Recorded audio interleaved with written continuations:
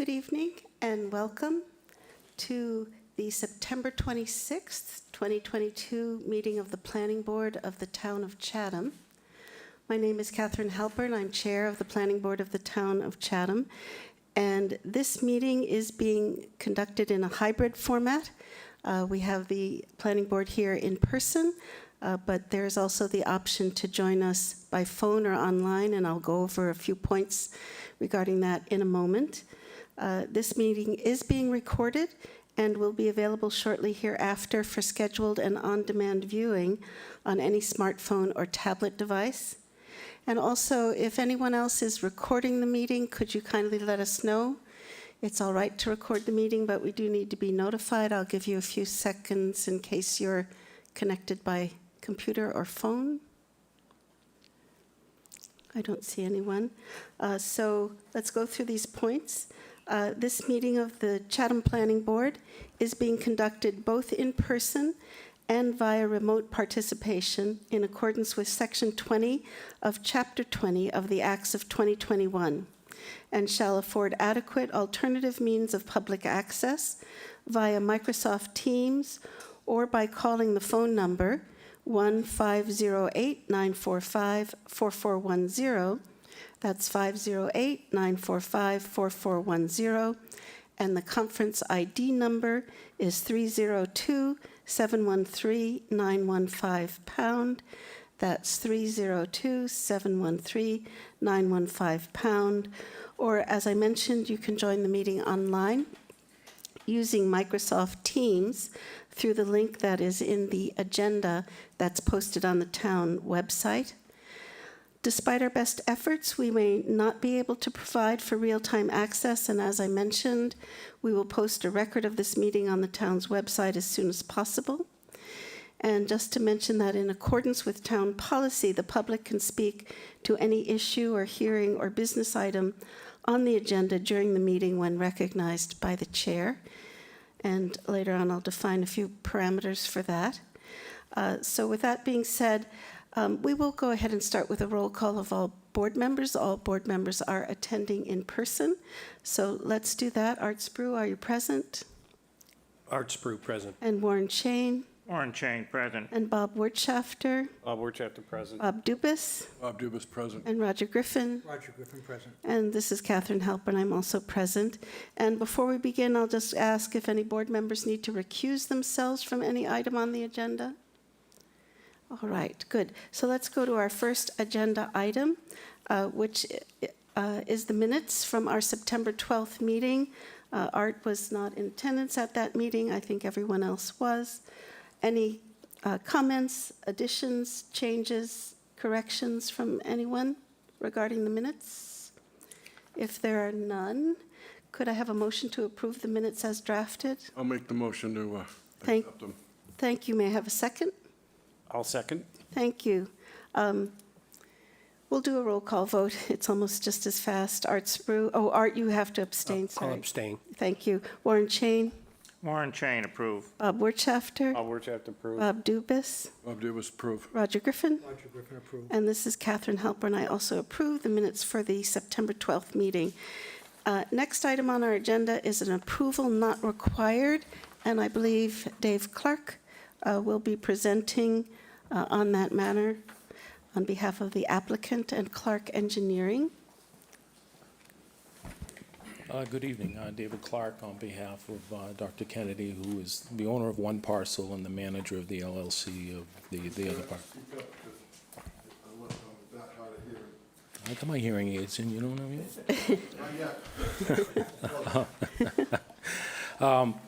So he has the front property under agreement, and the buyer would like the rear property line straightened out. Because the front parcel is non-conforming in area, the only way to do that is to create two parcels of equal size. Under our local bylaw, there is a provision that lots can be changed, and so long as you do not make the nonconformity worse, either by frontage or area. So each parcel is exactly the same area, and so we believe this is eligible for approval not required. Thank you. And may I just be clear, parcel A on the map is being conveyed to 340? Yes. Is that correct? And then parcel B is being conveyed to 356? Yes. Correct. So you have a nice straight line between the two Yes. lots? Okay. Are there any questions? The staff report does reiterate that this meets the requirements for an approval not required. Are there any questions or comments from, yes, Mr. Dubus? Dave, I gotta ask you this only because I believe on Seaview Street, we had to have a 30-foot panhandle. And I see a 20-foot panhandle. No. In the, Mike. Bob Dubus, you have to turn on your mic. Sorry, David. So could you repeat the question?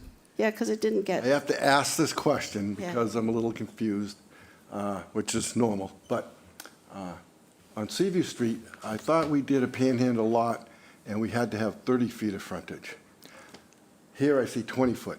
Is that because it's an R40 or? Well, that's the existing panhandle for the rear lot, so per the bylaw, we can't change the frontages. So all we're doing is a land area swap at the All rear. right, so the existing driveway, you're moving over to the panhandle that I see? Well, no, that the existing driveway is going to stay, that's why there's an easement. Okay, but the panhandle is is that way more? Yes, Okay. yeah. I'm just wanted to clarify, because Yeah. I want to make sure that I got my ducks in a row. Yeah. And when I hear two different numbers, I got to ask that question. Yeah, there's no requirement under the bylaw for the width of a panhandle except for the subdivision control law, which states that it can't be less than 20. But Okay. we're not changing the frontage. I'm just asking the question, that's all. I thank you for the answer. Well, it's good to ask the questions. And Arthur, did you? Yes, I wanted to just clarify for my review. I was checking on the same thing, Bob, and I did note that it was 20 feet. So that's the minimum width. Then where does the 30 come in? I don't know that answer. Until I checked on it just a few days ago, I wasn't sure where the 30 came from. the last couple of subdivisions we've done, after review by DPW, it came back with a recommendation to make the panhandle wider than 20, either 25 or 30, because a lot of these lots are now being served by sewer, and it's tough to get all the utilities in 20 feet. All right, but so 20 is the legal one, minimum. Is legal. the minimum under the subdivision control law. Now I know, thank you. You know. Yes. I remember the issue on Seaview Street. I'd have to look that up to remember exactly what that issue was, to be honest with you, Bob. I don't remember. Well, David said that's because of so many utilities going down there. Yeah. And I can understand that now and relate to that. Okay, great. Any other questions from the board, Bob? Well, I mean, if it's 20 feet, because we need to get a sewer line and everything else, then when it closes up and gets smaller than 20 feet there, don't we have an issue? It I mean, doesn't the get small. frontage is 20 feet, but there, it looks like, We didn't change any of the panhandle. I get that. Yeah. So it's still 20 feet for the full length of the panhandle. Okay. 20 feet for the full length of it. Any other Oh. questions? Comments from the board? Remember, this is an approval not required. It does meet, according to the staff report, it does meet the requirements for an approval not required. We just endorse it. All right, Bob Dubus, I move that we endorse the plan as we Thank see you. it. Thanks. Is there a second? Warren Chain, I second. All right. We'll quickly do a roll call vote. I'm just in the habit. I apologize. Art Spru, Art Sprue, approve. Warren Chain, Warren Chain, approve. Bob Borchafter, Bob Wirtschafter, approve. Bob Dubus, Bob Dubus, approve. Roger Griffin. I also approve that we endorse this Great. approval not required as presented. So I will get the Mylar down to the planning department, and we'll get it endorsed at your leisure. Great, thank you Great. so much. Thank you. Great. So let's move on to our next agenda item. I'm going to note the time. It's 10 minutes after 5. We have a couple of long-range planning topics on tonight's agenda. I'm just going to say in advance, they're both probably extensive enough that we may not be able to discuss either of them to the level of completion that we'd like. And just in view of courtesy to everyone, I want to keep the meeting within certain time limits so we don't go on forever. So the first item in our long-range planning discussion is, as you all know, we've met Gloria McPherson, who is now our Housing and Sustainability Director for the town of Chatham. And Gloria's put together some possibilities for our consideration for potential zoning bylaw amendments that would support the creation of more year-round attainable housing and affordable housing in the town of Chatham. Gloria's made it clear to me that this is just an initial review, sort of an opening conversation. I'm thinking maybe we could take about a half an hour or so, if that's all right with you. But I'd like to just ask, it's just an open discussion, and you've all had a copy of Gloria's suggestions. I think, my personal opinion, some of them are quite terrific. Any one of them would involve rather lengthy discussion, and we can do that at future meetings. But why don't we just open it up for discussion? If you have questions or comments or any particular suggestions that you felt were preferable to look at, this is just an open conversation. Let's see, why don't we start with Bob Dubus this time? Unless you, okay. This is really not my purview. Okay. Tag along on this. Okay, great. Is there anyone else who'd like to have some comments? Arthur, would you like to go ahead? I have a few. Usually I put my comments down if I have more than one or two. I'll probably send you something in an email so that you could have it on file and use that as a reference. But here goes. I was late in getting this and reviewing it, so I only have my verbal comments right now. Looking at your memo underneath district use regulations, you say, in the second paragraph there, for example, two-family homes could be allowed by right in many, if not all, residential districts.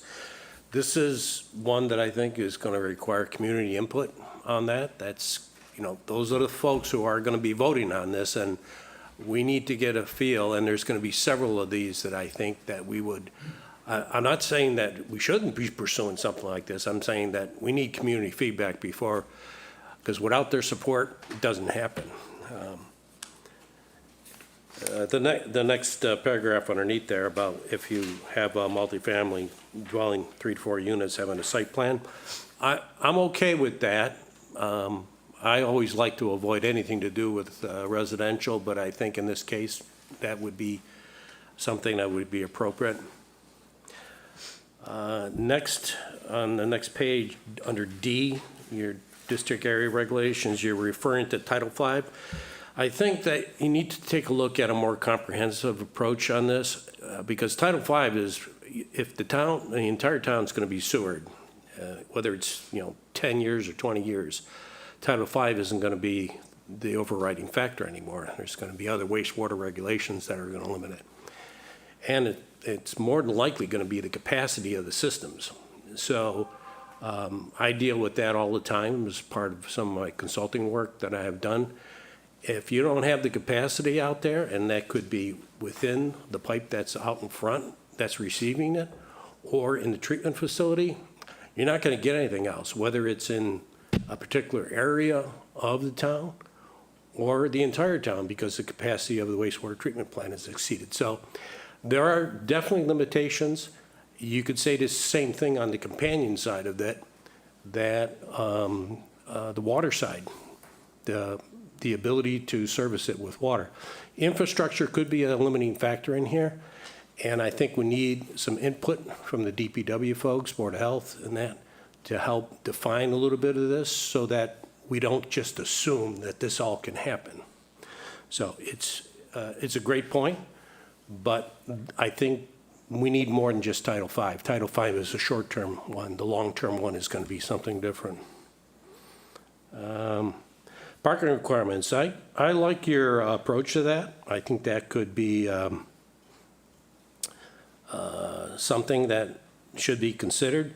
I like to do the same thing that we have in our site plan review, which is in the protective zoning bylaw, which says that the planning board has the purview to decide whether more parking spaces are warranted for a particular application. You can't put a broad brush on all of this stuff. Sometimes more is necessary because of the particulars of the combination of the two particular ones. One could have an overriding too many office spaces that they're offering versus what is residential and a mixed use. So I think that as long as that provision is in place, it certainly is something that is should be considered. On the next one below, on open space residential developments, I took a look at this because it struck my chord when we were talking at the CPC meeting about this whole issue. And I took a look. I thought the minimum lot requirement was 5 acres, not 10. I might be wrong on that. But this whole piece on the open space could be an avenue to deal with this, to give them more incentive by making modifications at the open space bylaw.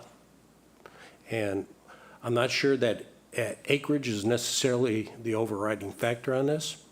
If somebody has 3-4 acres and they want to put a single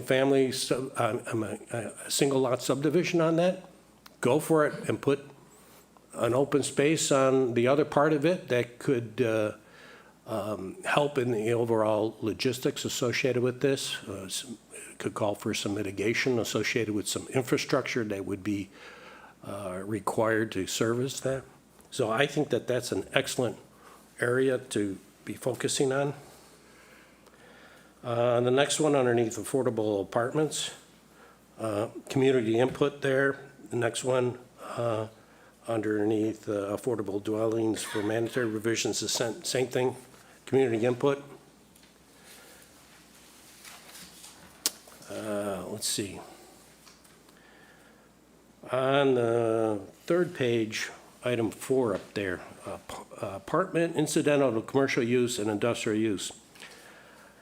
I'm not a big advocate of putting lots of separate buildings on a site unless the site can handle it. If you take and put a site like we have in some of the downtown areas, and you're putting small little cookie cutter type places on there and calling that a residential unit, I'm not so sure that that's the best thing in the world. I think we have to be careful on this point. My preference is go with what the model is in a lot of the village center areas that we have. Commercial on the first floor, residential above. That would be a preference in just my point of view. Again, I think some of this needs to be fleshed out with the other board members. Let's see. Conversion of existing dwelling to multifamily. Again, this is the same thing on infrastructure that I mentioned before. And I think the last one I had was at the end, the ADU. I think this one just warrants some community input. There was an awful lot of work that we did on the ADU, and I don't know where this would sit with that in light of all the other comments that were made to us more recently. So these are great suggestions on how to do this. There's just, those are just some of the thoughts that I put together, and I'd be more than happy to put that into a written form to help you out a little bit. But it's just for talking points, and it's not the only version that's out there. Thank you. That was very helpful. Catherine, if it's Sure. okay with you, can we kind of roll back this conversation and maybe go through in a way where we can focus on individual things and I can get some feedback from you. So I'm going under the assumption that anything that we propose is going to involve a lot of community outreach and feedback. So nothing about Exactly. zoning changes is going to be done by planning or the planning board.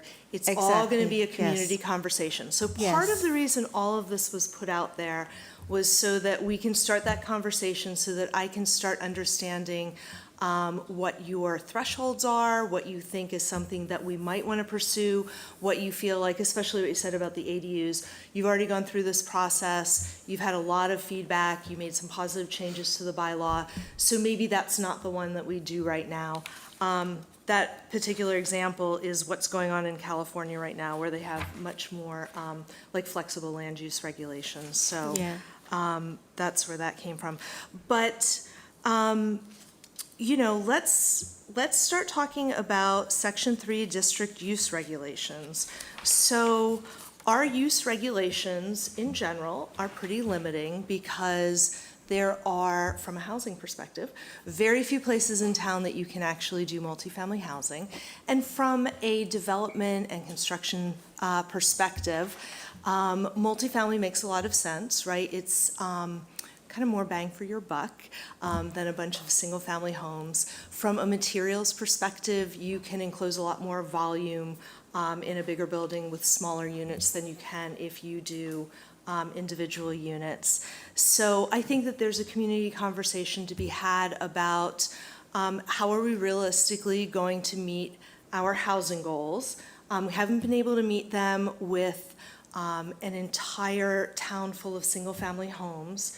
So I think that it's worth the conversation, like how can we maybe think of other ways that we can meet those things. So ADUs are one of them. Duplexes are another. I think that they are kind of the, like the older sibling of ADUs. ADUs are smaller, duplexes can be more equivalent. There's still design things that you can do that would make them palatable and single-family-esque. But the larger conversation that I want to have about district use regulations is what are your tolerances? Where do you see multifamily units? Like, where do you see the community seeing multifamily units?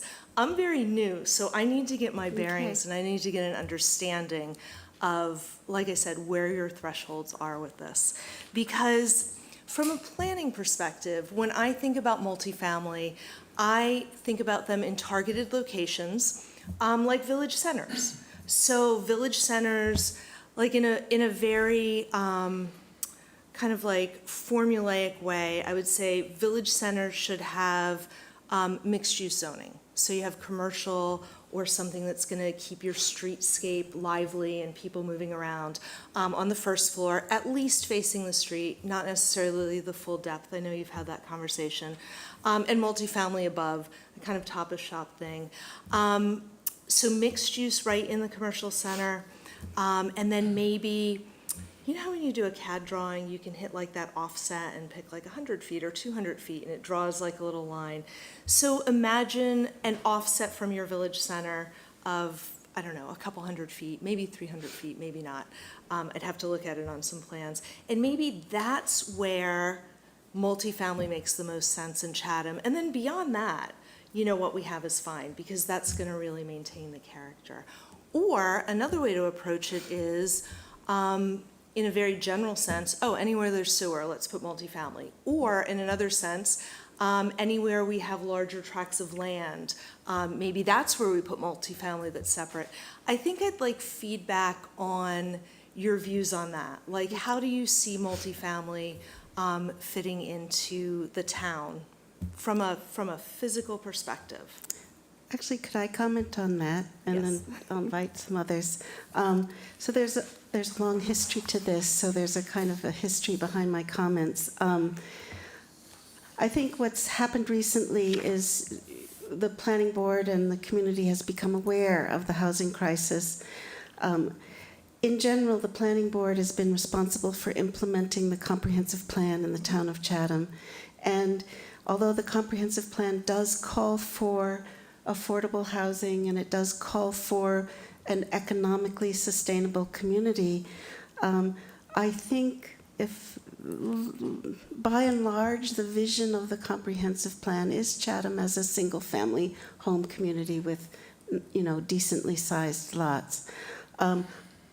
I believe the planning board is, and everyone will speak, but committed to increasing the possibility for diversity of housing options in the town of Chatham. And we very much do want to see where we can put multifamily housing. That being said, I'm not going to say that there is a possibility that it will not be widely accepted in the community. A possibility. It's something that we have to vet. I think in the past, it has not been widely accepted. An example is West Chatham Neighborhood Center, which is the second neighborhood center for which we're doing zoning. We also did South Chatham, and those bylaws were passed at annual town meeting 2016. And we've been working on West Chatham zoning ever since then, and before that. We did, after the Cape Cod Commission did the visioning study along Route 28, which included the neighborhood centers, and they did that in 2013 and 2014. Subsequent to that, in 2015 and 2016, the planning board, I think Bob Wirtschafter participated. We did a lot of additional workshops and community outreach about the neighborhood centers, because the comprehensive plan specifies that the residents of the neighborhood centers should determine the boundaries and the zoning for those neighborhood centers. In those, that preliminary outreach at that time, and it's all in this wonderful summary piece that Ali put together for us, the community rejected multifamily housing as an acceptable use in West Chatham Neighborhood Center. But subsequent to that, because in response to the housing crisis in Chatham and on Cape Cod, the board voted to include multifamily housing in the neighborhood centers. We just feel we have to do that at this time.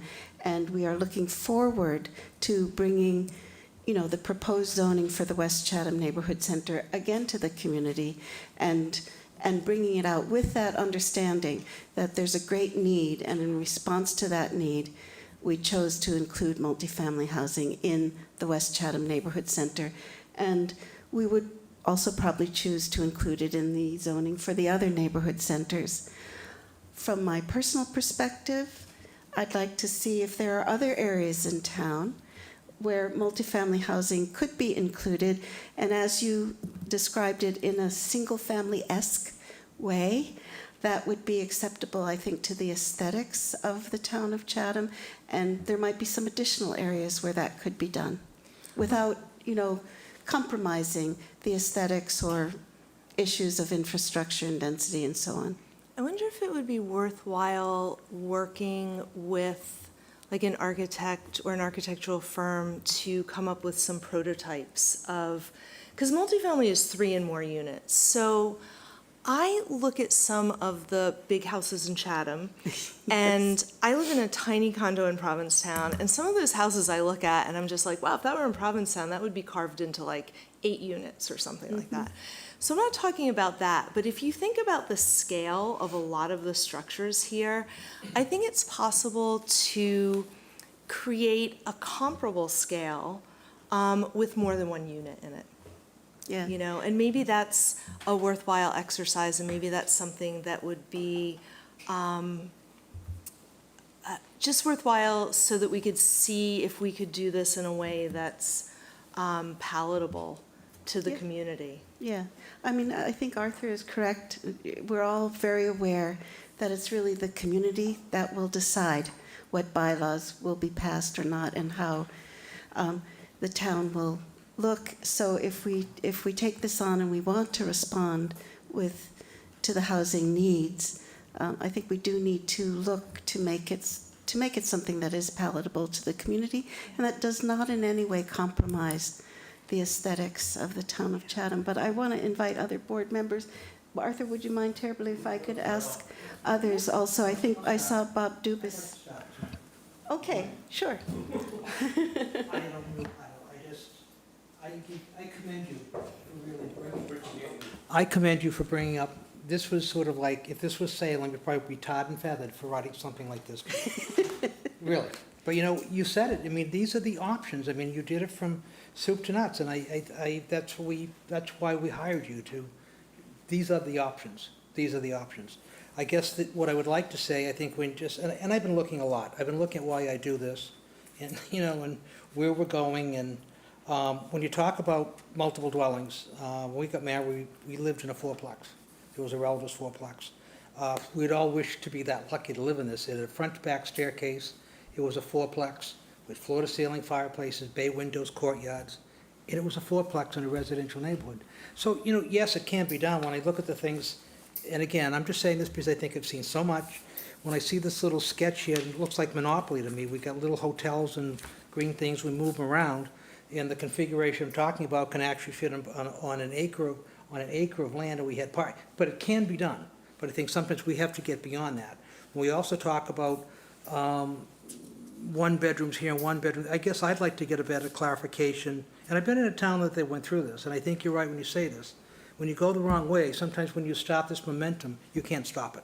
And you'll end up having the wrong buildings built in the wrong place, and sometimes you never catch up. And sometimes, and we'll talk about 40B someday, when someone really wants to talk about the, scratch under the belly of what happens when you go the wrong way of 40Bs, believe me, more than you know.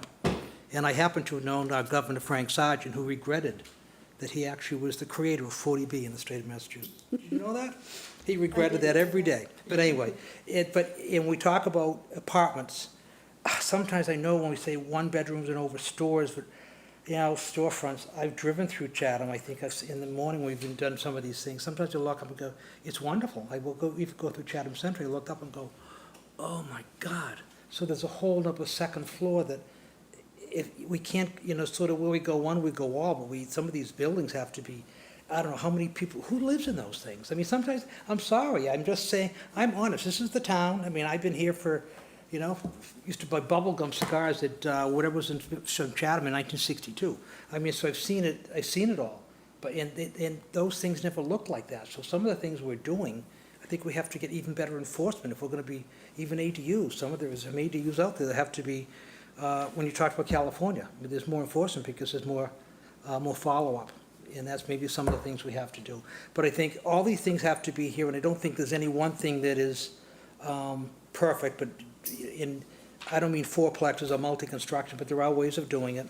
But I think we should be able to quickly pick up something that we are safely able to do. Yeah. But I think those comments have to be out there because like I said, I've been here 60 years. I mean, I know this town. I mean, we don't talk about it, but we've been here a long time. And when I talk to people at supermarkets and everything, they say, oh, you're on the planning board. They look at you, it's like, whoa, when are we gonna do something?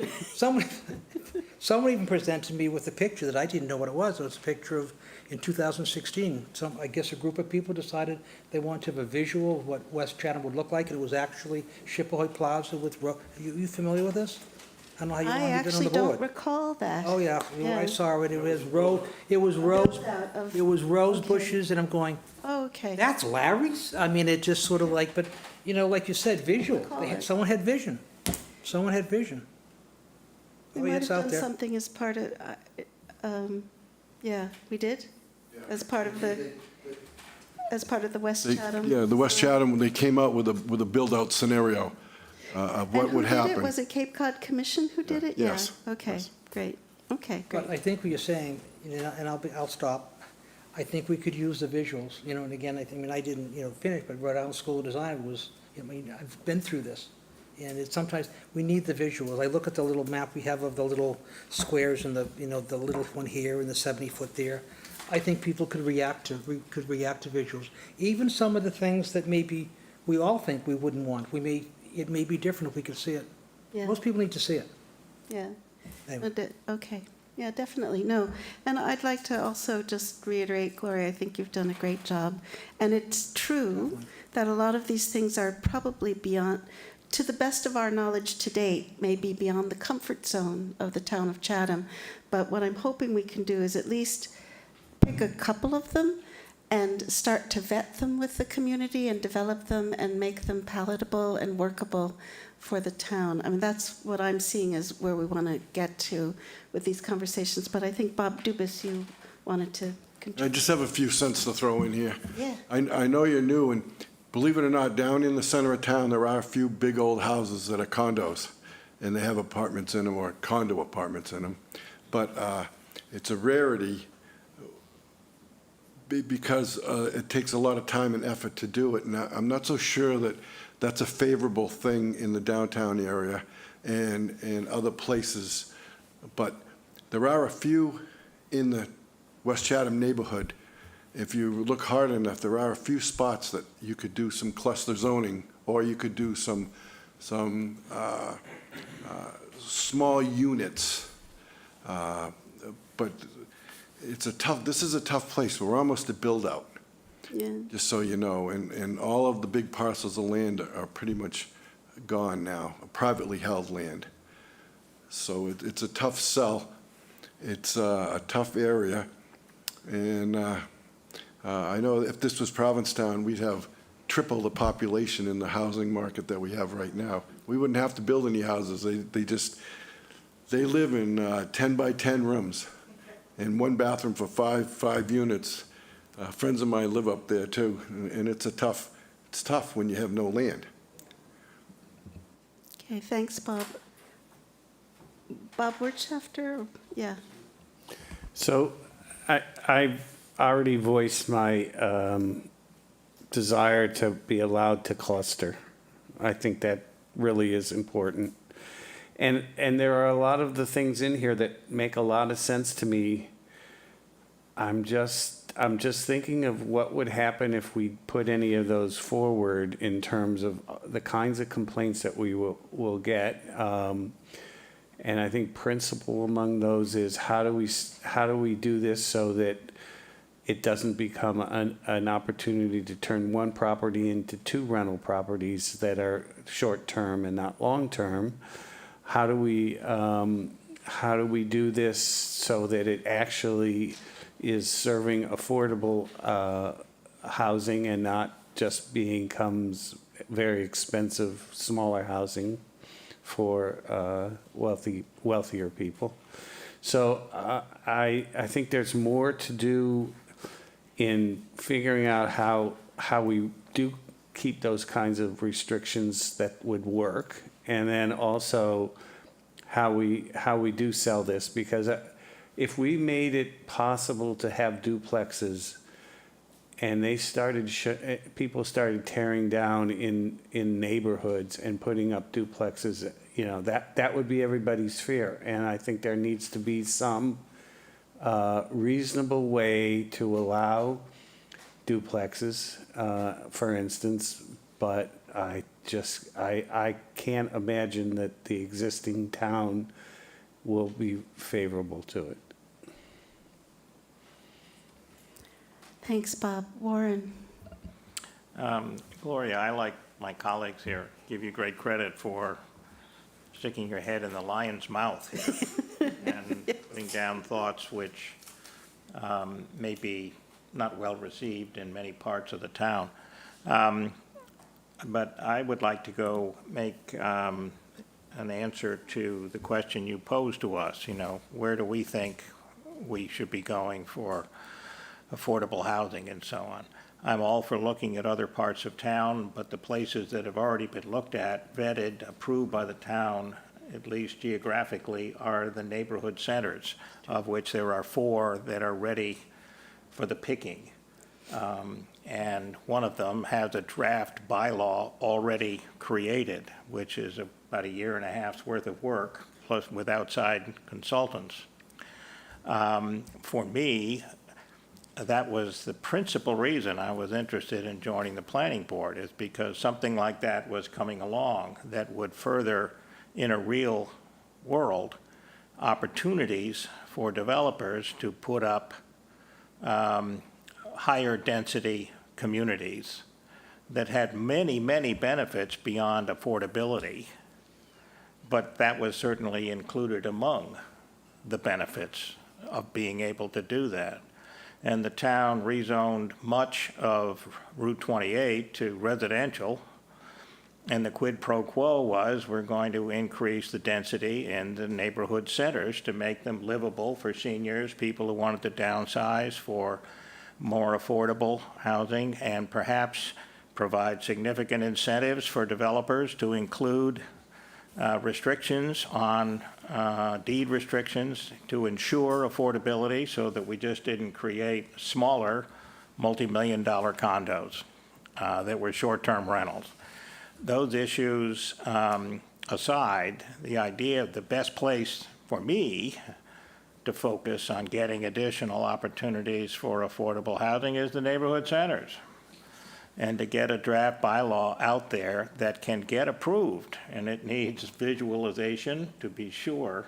It needs a full court press of promotion, because anything that, as soon as you say density, boy, nobody ever thinks of that word associated with reducing density. It's always, well, we're going to increase density, and that's a no-no. We can't do that.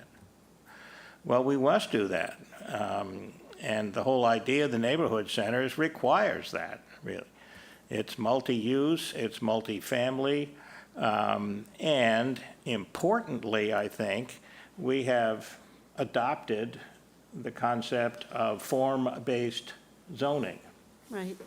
which doesn't exist anywhere in town, and which can exist for the first time in the neighborhood centers, and it will largely ensure that Chatham continues to look like Chatham, multifamily, multi-use, or not. And I think that's a very important element that can be applied in other ways with zoning changes in town.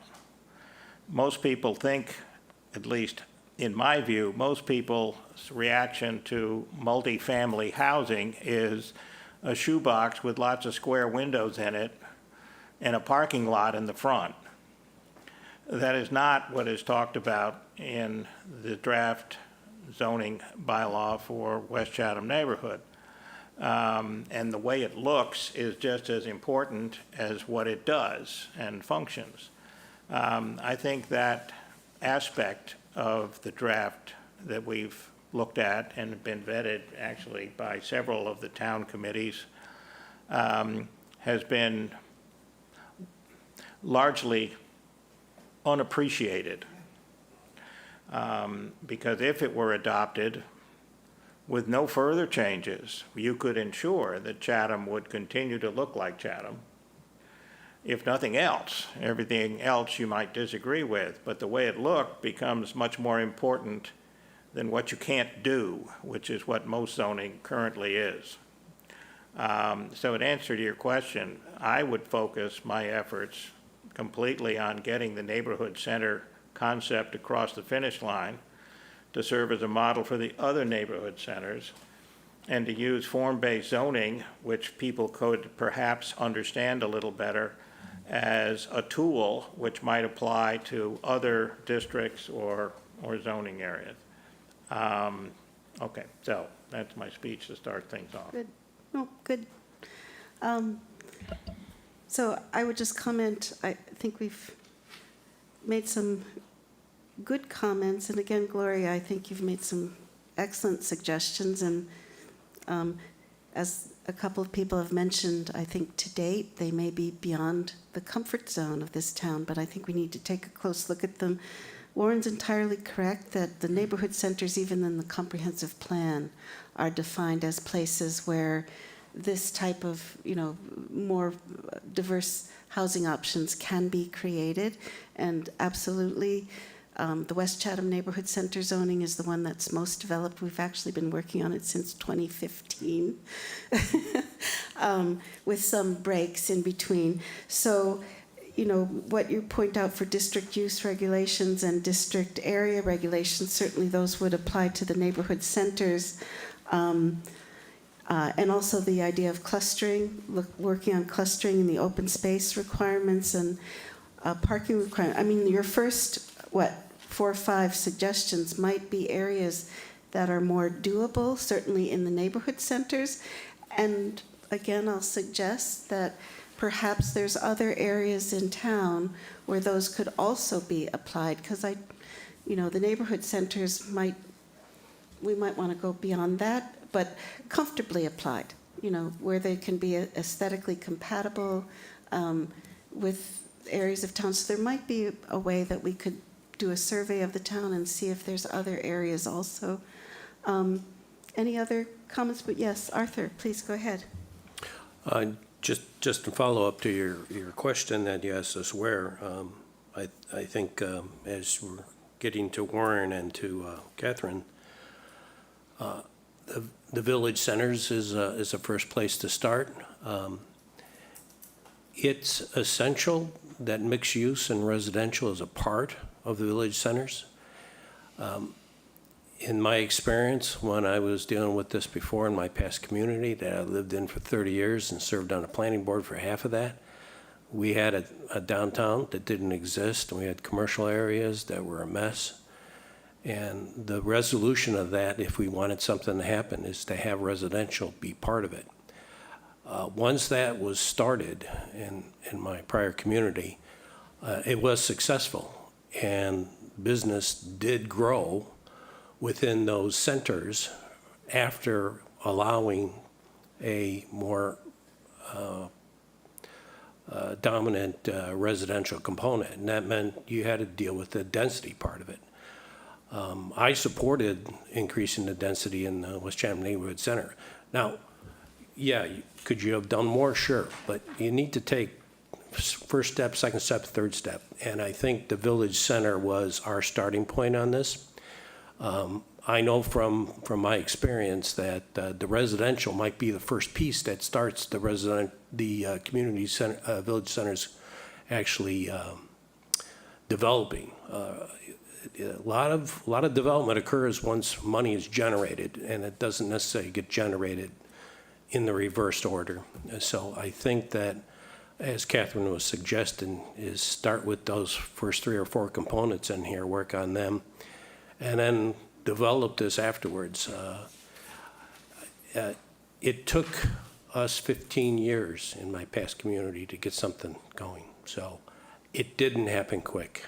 I don't foresee this as being flipping a light switch and it's happening. So, but it did start by changing the zoning and making it more welcoming as of right versus special permits, and I would say that that would be a good place to start. So is the goal to do an individual village plan for every village as opposed to blanket zoning? So all of our village centers are already defined by general business zoning, like they're the red ones on the map. So, I mean, if you wanted to, you could change your use table and allow multifamily zoning in general business right now without spending 5 years on individual village plans? Or is the goal that once you get the West Chatham Village Plan, the others are going to be, you know, easier and similar? Yeah, I think that's the case. I think the comprehensive plan called for idiosyncratic zoning for each neighborhood center that would reflect the character of that neighborhood center.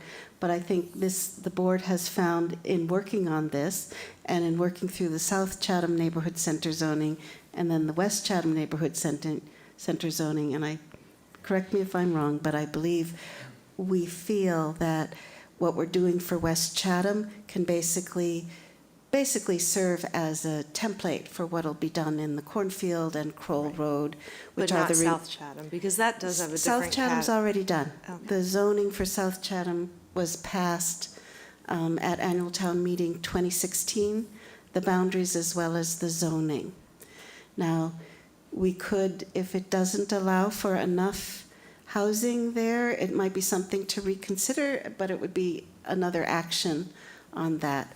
So I think at this point, we're thinking, you know, we don't actually need to do unique zoning. We might just change it a bit to meet the character of each neighborhood center, but that probably what we're doing for West Chatham will serve as a good template for the remaining neighborhood centers. Does that, tell me if that's not what you think. I'm with you on that, Like because once we get by West Chatham, I think it's a downhill road from there. Yeah. This is Yeah. going to be the hardest one, especially with our neighbor behind us, or beside us, or across the street, rather. Oh, yes. Dealing with that, Yes. that was thrown in the pudding to be mixed up. So Yeah. I think once we accomplish this one section, I think the rest of it will be pretty easy. Yeah. Yes, I think that's the point of view we're taking. But just to comment, and Bob, tell me what you think about this. West Chatham is probably the neighborhood center that might lend itself most to some possible redevelopment in the future. The Cornfield and Kroll Road are kind of built out. Wouldn't you say so, Bob? I think as time goes by, there's going to be some changes. Okay, Uh, yeah, It's not going to be quick. yeah, But I know there has to be changes here. This was built in the 50s, early Right. 60s, and it's due for a major overhaul pretty soon. Yeah. But not, I'm saying 5 to 10 years. yeah. Good, There's a lot of potential in this area. yeah. That's a reasonable time period to think of, yeah. Good. So does that address your question, Gloria? Pretty much, yeah. Any other questions from your side about this initial, and this is just a conversation, I think that's what you, yeah. It's mostly information gathering for me. Sorry, I was saying it's mostly information gathering for me. So, because I know we're on a time limit, I want to very, very quickly put the bug in your ear about two other things that I think might be something to address. The first is number 6, conversion of existing dwelling to multifamily dwelling. The Right. second paragraph that I wrote there, it's just a sentence, each sentence is its own paragraph, but I like the idea, and it might not be feasible here, and there may not be a lot of these larger historic homes, but to me, the possibility of doing something that's not really an overlay zone or anything, it would apply to the whole town potentially, but if there's like a house over a certain square footage and over a certain age, like that's a great historic preservation tool to like turn houses like that into like more than one unit. So I think that that could be a possibility for getting additional dwelling units without actually changing the exterior. Just something to think about. Okay. I don't think it's anything I'm going to pursue now. And then the other thing that I would like to start a conversation with about, not necessarily for tonight, is the inclusionary part of the bylaws. So section 2.1, affordable dwellings, mandatory provision. So I think that this is a really weak portion of the bylaw. I think that Excellent. it's reasonable to expect like a higher Oh, yeah. percentage of affordable units. I think that there could potentially be a lower threshold for the number of units that would trigger an affordability requirement. So for instance, when I wrote the one in Provincetown, we have 2 units. Once you do 2 units, it triggers the affordability requirement. Not for construction, but at least for a payment in lieu. And it's been a fairly steady, stream of money that's been coming in that we can then turn around and use to leverage other affordable housing projects. So ideally, at some point, we should really look at that because that's kind of a really important part of this. And it really gets at the goals of the community too. We're starting from behind. I think a 10% affordability requirement doesn't even make sense anymore. We did 16.67 in Provincetown. Cambridge just did 20%. I actually wanted to do 20% in Provincetown, but there was some pushback by realtors. But like starting at a higher percentage of an affordability requirement is really necessary if one of the goals of the town is to catch up and hit that 10%. So if you're constantly requiring 10%, you're never only gonna get 10%, there. you're never gonna Yeah. get there because you're Yeah. not at 10% now. That would be a great number if you were already at like 10 or 11%, but you're not. So that's something to think about. And then also, like I said, how can we work those payment in lieus so that as people are developing properties, even if it's just a couple of units, they're giving back to the community in a way that we can turn around and use that to leverage other affordable housing projects.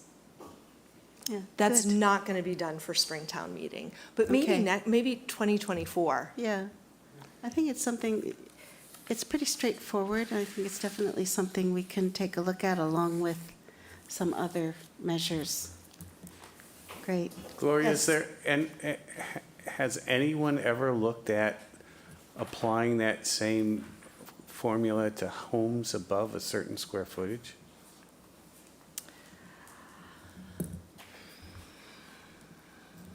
You know, I don't know. I'm happy to research that.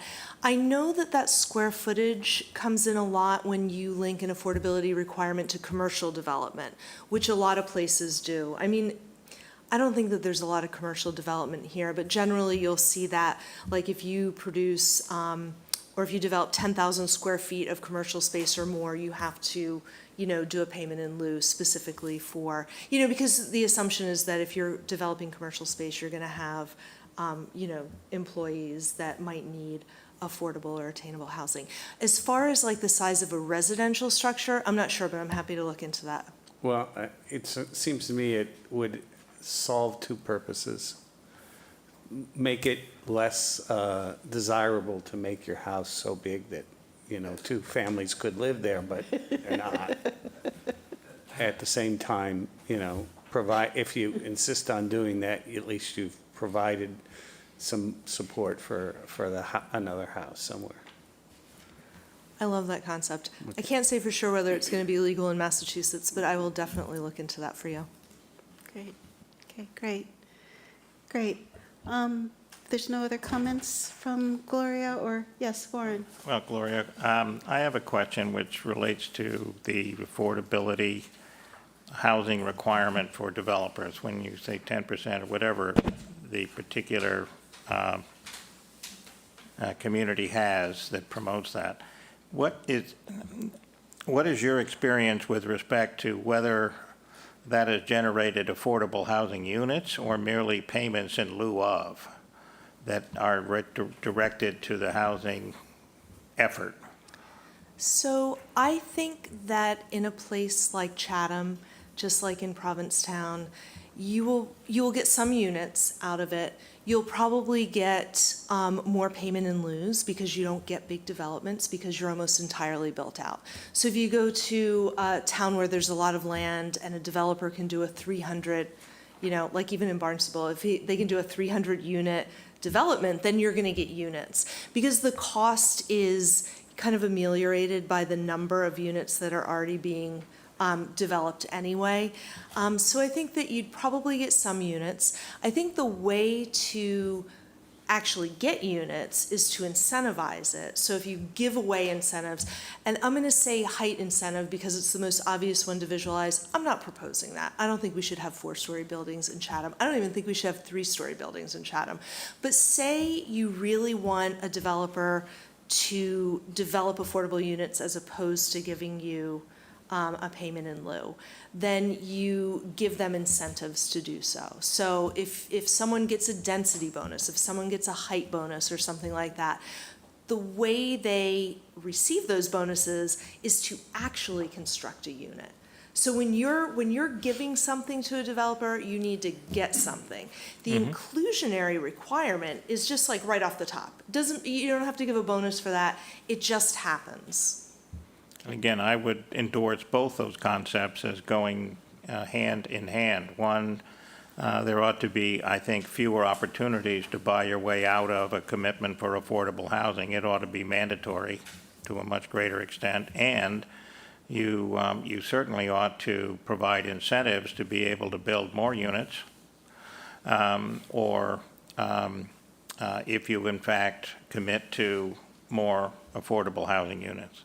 Again, I come back to that concept works beautifully in the neighborhood centers where density is going to be much larger anyway. And you can provide the incentive to say you can build even more units if X% or X number are affordable. And I don't mean, and I do mean with some teeth in it, so they're, deed restricted. Otherwise, they just end up sooner or later becoming short-term, very expensive rentals, which is not what we're trying to achieve here. Anything that you would do through an inclusionary and incentive bylaw would be deed restricted. It would have to be. It would be a condition of the special permit for that. Good. Okay, good. So I think this has been a fruitful conversation. I hope you agree, Gloria. And we will be discussing this again. This is just kind of an initial view, and Gloria just wanted to get some feedback from the board members. Looking at the time, I'd like to move on to West Chatham, if that's all right. Yeah, no, I got a lot of feedback. I really appreciate Good. all the insight you provided. Good. And we will be meeting again and looking at this again, definitely. This will stay on the agenda. This was just a kind of initial review. So let's move on to our review of the West Chatham, the proposed draft zoning bylaw amendment. And tonight, what we wanted to look at, when we bring these, as Warren pointed out, there has been actually quite a lot of work that's been done on the West Chatham zoning. We really have been, really the comprehensive plan noted it, and that was passed in 2003. The planning board specifically has been actually working on this since at least 2015 or 2016 with some interruptions, like working on the ADU. For example. But now we do want to continue with that work. So there's been a lot of work done on this. There's been a lot of vetting with the community. This will be 2 actions that we would plan to take before annual town meeting, as I think all of you know. One action is to define the boundaries of the West Chatham Neighborhood Center, and the second action is to define the zoning that would go within those boundaries.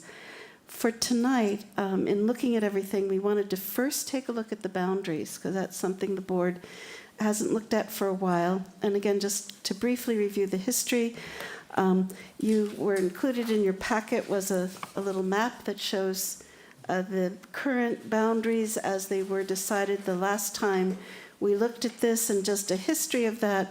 The comprehensive plan actually does call for the inclusion of more of those properties that are to the north of Route 28 and to the east of the current boundary, which is on the easterly side of the Ocean State job lot. The comprehensive plan includes those lots. When we did a lot of community workshops in 2015, I guess it was 2014, 2015, there was some feeling in the community at that time not to include those lots.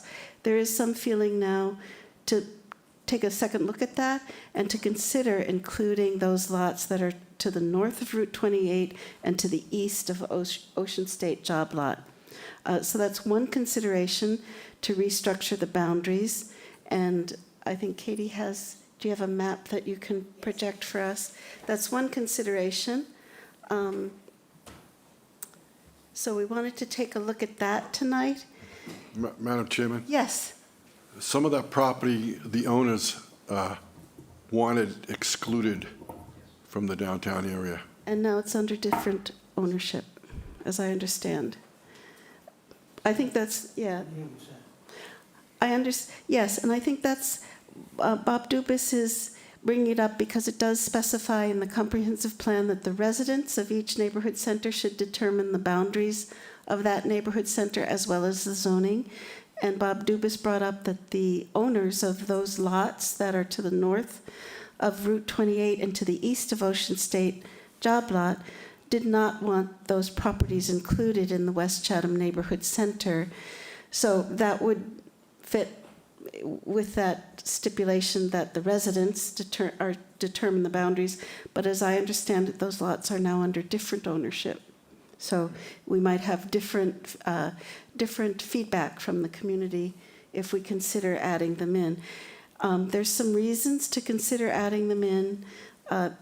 One reason is that it does allow for additional area that can potentially accept the West Chatham neighborhood zoning, which allows for some greater development of multi-use as well as greater density multifamily dwellings and so on.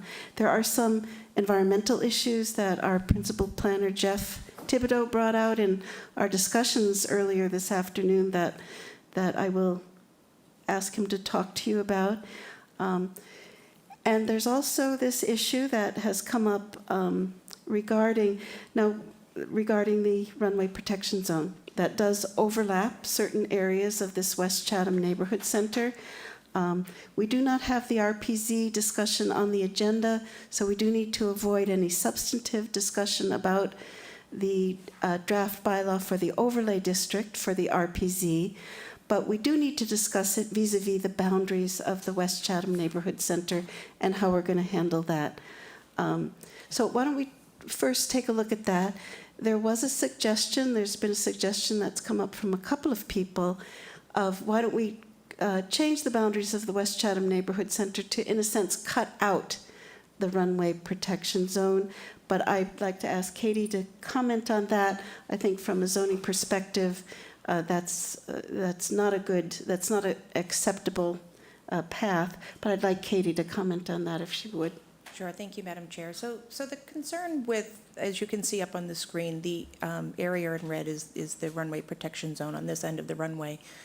And if we were to simply remove that area from the West Chatham boundary, that area, those small, that small area would then continue to be a GB3 zoning district. It doesn't make a lot of sense from a planning perspective to change the zoning all around that and have that GB3 continue to be there with the allowed uses that are that would be currently allowed under zoning. So staff we do not think it's the best idea to remove the RPZ from the West Chatham area, but instead to try to work with it, whether it's within the zoning bylaw or an overlay. So that is staff's suggestion at this point in time. So with that in mind, if we can just consider this for a moment, because we do need to consider this as a path to move forward with West Chatham. There's two other options that we've discussed, or that we discussed, Katie and Jeff and I discussed this afternoon. The second option is to somehow define the area of the RPZ as it exists within the West Chatham Neighborhood Center, define it within the West Chatham Neighborhood Center zoning. And again, Katie, if you can comment how that is done and what it entails. Sure. The idea would be, if you recall from the proposed West Chatham Neighborhood Center zoning, there were 3 zones within that area, A1, A2, and B. The idea would be that we would take that area that's the runway protection zone, and we would actually make that zone C, and then we could allow, or we could determine the permitted uses that would actually be within that area, as it does with the other 3 zoning districts. If you'll recall, the A was right along Route 28, or I think A1, A2 went, I think, the back portions of the lots that fronted along 28, and then the B, Zone B, were the properties that actually fronted on other streets. But then by taking this other area, and it's just an option, just a suggestion, that it would be an additional zone within the zone, and we could call it Zone C, and then create another column for the use table. Yeah. So that was the thought, that it's consistent with the structure of the draft of the West Chatham Neighborhood Center zoning that the most recent version of that we have from Cape Cod Commission, that it already defines several zones, and those zones are defined in terms of setback requirements, they're defined in terms of design guidelines, and they're also defined in terms of use, Zone A1, Zone A2, Zone B. So it's consistent with that structure of the bylaw to include a Zone C that would also have definitions of use and so on. So that's a second option. Yes, Warren? With respect to that option, just taking the RPZ to the south of the airport, that might work in the West Chatham Neighborhood Center zoning. But it seems to me we need to be very cognizant of the fact there are 2 RPZs, and the other RPZ has got nothing to do with West Chatham Neighborhood Center. And the thought of having a classification C on the south end of the runway with a big question mark up on the north, it couldn't possibly be the same as for Area C in the West Chatham Neighborhood Center suggests to me that you need a consistent treatment of both RPZs. You can't treat them totally separately, at least not without having a justification as to why. So I would say I would much prefer the overlay treatment, which could then be the same overlay on the north as well as the south.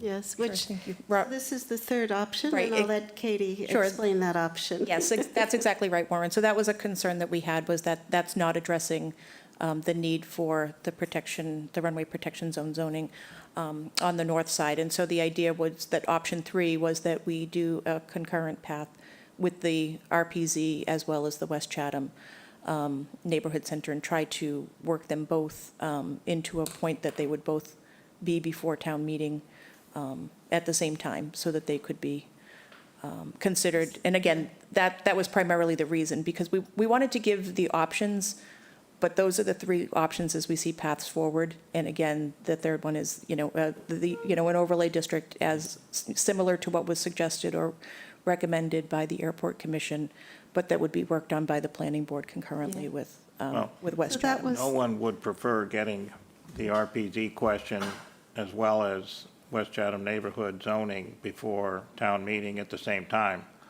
more than I mean, however, experience has shown me in the last 2 years that the airport is a minefield, and that minefield very well could disrupt getting them going forward together.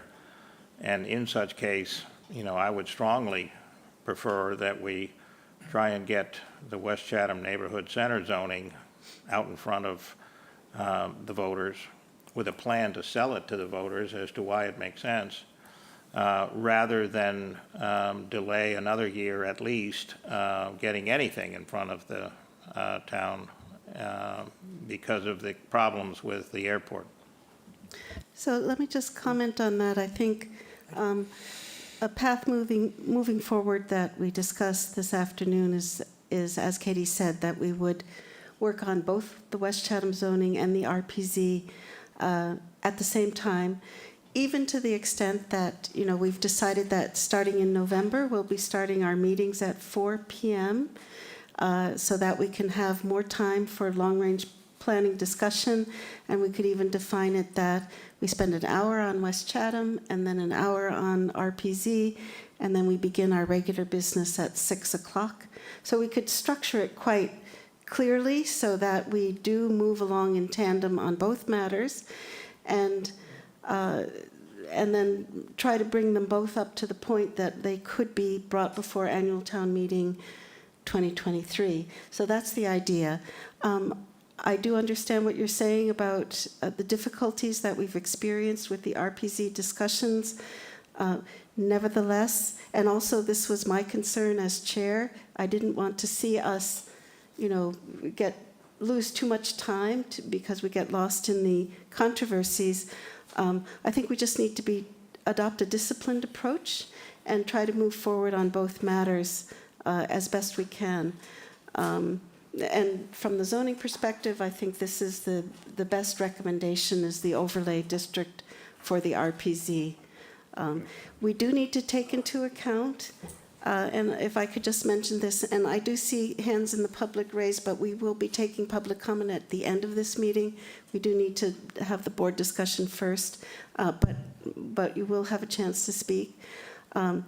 I just need to make a comment that if we move forward with the West Chatham Neighborhood Center without addressing the RPZ in some way or another, please remember it's currently zoned GB3, which does allow for a good bit of occupancy by human beings in commercial settings.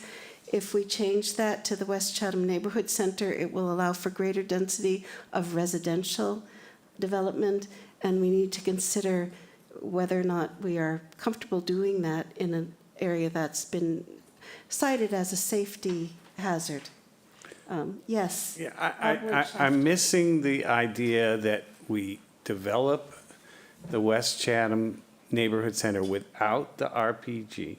RPZ, and that when we're passing the RPZ, it has a component in it that says approval of this will attach this portion of the RPZ to the existing West Chatham. That way, we pass the West Chatham without the RPZ in it. When we pass the RPZ, it gets rid of that issue that we have as to how it's zoned differently. I honestly do not see us having any chance of passing a West Chatham zone that has anything to do with the airport.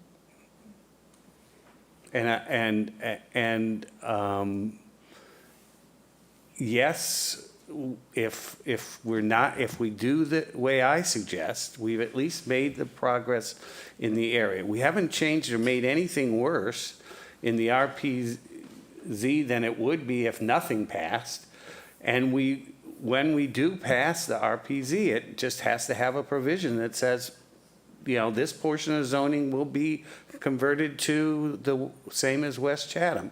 And on the other side, the zoning will be however we want to change the zoning for the other RPZ area.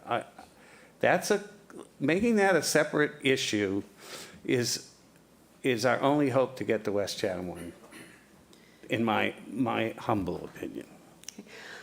I'm not quite understanding what you're saying, Bob.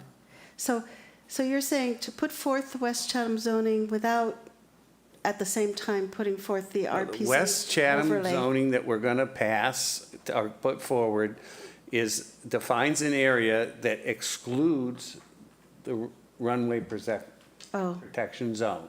When we pass the runway protection zone, it will have a provision in there that says the area that would have been a part of the West Chatham zone is going to be either zoned differently or even attached with the overlay to the existing West Chatham neighborhood zone. That way that we can pass the one without having to worry that the other one has to pass too. So essentially, you're going back to the cutout. I think the cutout. cutout is our best hope. And Cutting out the RPZ from the West Chatham Neighborhood Center, which, Yeah, I am. I'm cutting it out, He's and then I'm cutting it putting out. it back in when it passes. Yeah. When the RPZ passes, part of that provision is it's gonna be put back into the West Chatham as part of the passing of the RPZ. That way you're not holding up the one, and it solves all your issues about leaving it high and dry as some other undefined zone when it does get passed. it'll remain GB3. It will remain Yeah, that's what GB3 will until happen, both that of them little pass the cutout. way you're doing it. I agree. Katie, please go ahead.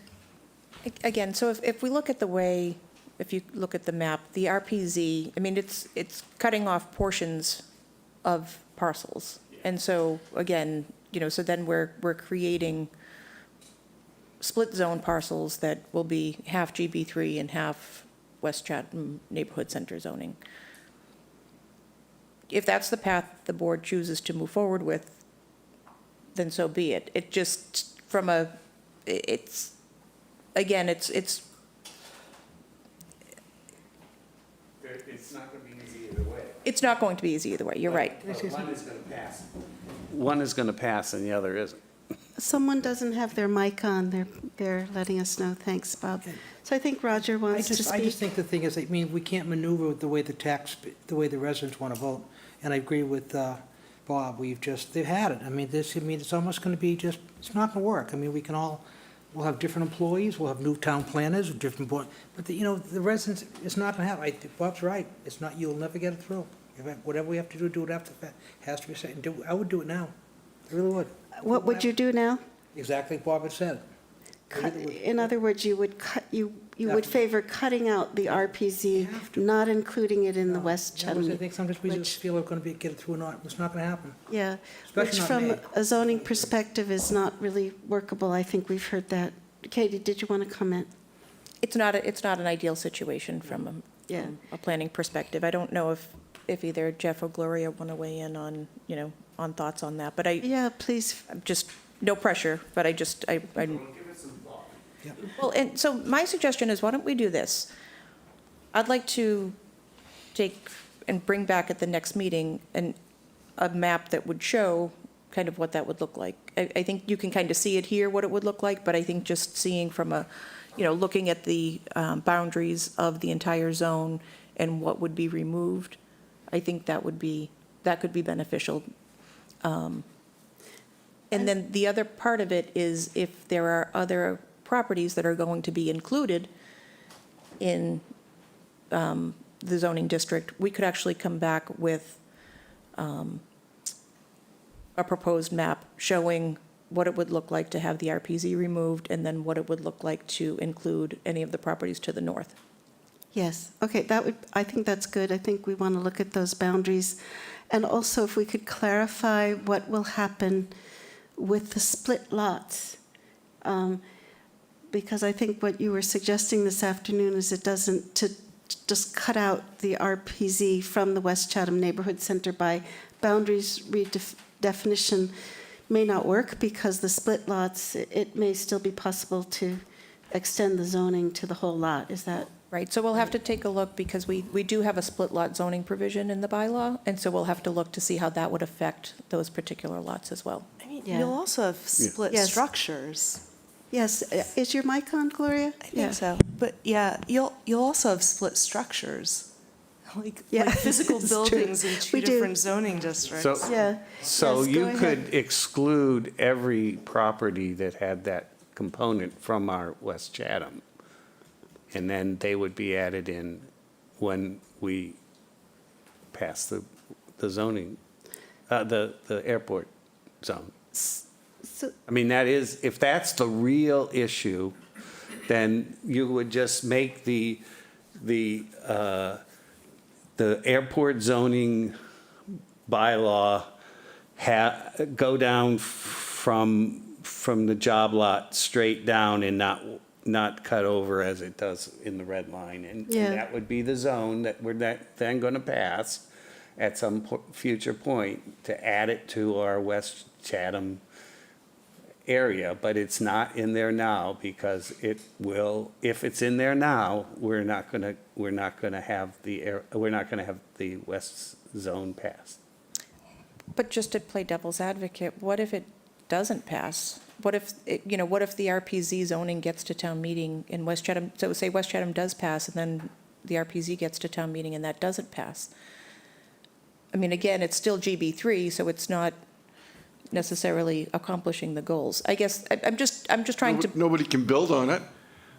they, sure they right. can. I mean, Sure they can. It's with- GB3. with height restrictions and stuff on it. But I mean, so if it doesn't pass, life is going to just keep going the way it is. Agreed. Yeah. Agreed, but all around it will have a, different zoning. So I guess I'm just pointing out things that the board needs to consider as we move forward. That's gonna have to happen anyway. I mean, if the airport zone is there, it's gonna have different provisions in what can be built there from right next door. That's gonna happen, so, yeah. Well, it'll only happen if the town passes the overlay district for the RPZ. Right now it's GB3. It has no, special zoning. So Well, wait a minute, yes, it does have special zoning, it has GB3. right, which you Yeah. can build a lot of stuff in GB3. Yeah, that's right. That's what I've been saying. So now we're gonna section that out. It's gonna stay GB3 Right. until at some point in time, we will change that zoning. We might not, but somebody will change that zoning at some point in time. Yes. So, I'm wondering, I look at job lot, and that's quite a piece of land you're taking out of there or adding to it. I would keep that piece out. Out of the West Chatham Neighborhood Center. No, out of the airport overlay, or the airport, what do you call it, RPZ. talking about the airport. We don't Just have out a of that choice. zone. We actually can't choose that. The RPZ is where the RPZ is. No, I don't mean move Yeah. I don't mean move that, We but can't move it. It's not movable. on the east side, Yeah, see that big wedge over job lot? That's quite a piece of property right there. I would not include that in the, you want to take and make the boundaries of West Chatham. of West Chatham, and you want to include that in the RPZ zone because it's a split lot? Or do you, I would rather see that taken out at some point in time. That could be a very valuable piece of property compared to the rest of it. So what are you saying that we'll take out of what? We're taking. Wedge. Which wedge? There's a few wedges You're talking up about there. using, if Yeah, a sorry. lot is split, Yes, to take the whole lot and put it in or out of the RPZ. You can't take yes. anything out of it. Okay, we could, but you can- yes, You can add to it. yes. Okay? I would not add a few pieces of property, and that would be one, because. Right. That's a valuable piece of property regardless if sometime job lot fails, it crumbles, and the lot becomes available. There's two different zones right there. The one zone you can do more on than the other zone. Two zones meaning GB3 Well, it and, won't be GB3 if we change it. right. That's right. So I guess I'm still not quite clear what you're trying to If suggest. you don't do anything to it, it's GB3. Correct. If you play with it and you get it passed, that you could change the GB3 into an overlay district in that one approach, the pieces of land beside it still can be GB, or whatever, the community. Yeah, West Chatham Neighborhood Center. if we did an overlay, that little triangle would be part of the West Chatham and Subject to different rules. subject to different rules. The question that I was raising was, should we, I really originally wanted to actually draw the line between those and pass the West Chatham for the left, for that little wedge. Right. And worry about the other later, but, you know, the idea that we're having split properties or split buildings in this case is creating issues. So the alternative could be that is put into the overlay for now, and when the West Chatham passes, it gets its proper definition then. So it's just a question of timing as to when that wedge gets Taken its out. proper Or- definition. I understand. I just, once you start messing with things. Yeah, well, we're messing. So I think Arthur, Warren, I see you, but I think Arthur had his Yeah, hand up a little earlier. Sorry. I think the concern I have is whether you take this in or out. I'm trying to take a look at the picture down the road if different unintended consequences occur. The West Chatham Neighborhood Center zoning is very different than GB3 or anything else. The form base is the way to go. It is what the community will see and want it to happen. If you take that out of where the RPZ is right now, it's really going to destroy the whole West Chatham Neighborhood Center. So I'm not quite sure that we're going to want to live with the consequences of just taking that approach. I'm not saying it's a good idea one way or another. I think all three options have huge issues with it. That's why I'm we're here really to figure concerned. the issues out. I'm real concerned about, and if the RPZ doesn't pass, the zoning bylaw doesn't pass, and that stays as the GB3 for who knows how long, I think that could have unintended consequences that we're not going to want to see develop. There's no good option in here. You got to work through That's it and true. figure out what we think is the best one that we can bring forward. The reason why I would like to see something happen and that area included is because my belief is the area in the RPZ is not going to be a wasteland. I don't think anybody's going to buy that in the community. We've lived with it for 70 years, and you're gonna tell me we're gonna make it a wasteland now, which is what the zoning, the RPZ could make this? I'm not interested, and I'm not sure that the town would be. So that means there's something that could happen there. I don't know what can happen there. What is the use? How should it be formed? Is that something that community would still support? And when you put it on, there's gonna be the responsibility of whoever the developer is to live with the consequences associated with that. So I would say that the two need to go hand in hand somehow, some way, so that we don't live with some unintended consequences with nothing ever happening on one, it happens on one and not the other. And I just don't want to go there. I think something has to happen with both. Okay. Because I really like where the West Chatham Neighborhood Center zoning is going. It's heading in the right direction. It's dealing with the right issues. It's the form base of what we're gonna do in 3 or 4 other village centers. So, and I understand what everybody has been saying, but I just don't wanna deal with the consequences if it doesn't work out that way. I think both Katie and Jeff might have some comments. So we've presented 3 options. There may be others that we haven't thought of at that point, and I would just wanted to open it up to the board for just to see if there was any other suggestions that any of the board members had, because those were the 3 options that we came up with, and, Yeah. if there's anything else, we're willing to consider that as well. So I just wondered if there was anything else that we're not thinking Well, I of. did give you a fourth. Okay, let's hear, what is your Well, I fourth did. option, board? I gave a fourth, which was do them separately. Do them separately. You mean the overlay districts separately? Yeah, take For it the out, RPs. pass them So separately, you're but s- when you pass the Oh. RPZ, you put all those things back in as part of the RPZ bylaw. So, but you are suggesting that we cut out the RPZ out of West Chatham by redefining the boundaries initially? You are? Yes, yeah. I am. So you're, okay, so that's option 1 with a different endpoint in mind. I would just as a question, we've all brought up good points, and Art brings up a good point, we actually just do what's, form code and just do what's best long-term. Is it all that important that we have to have it May of '23?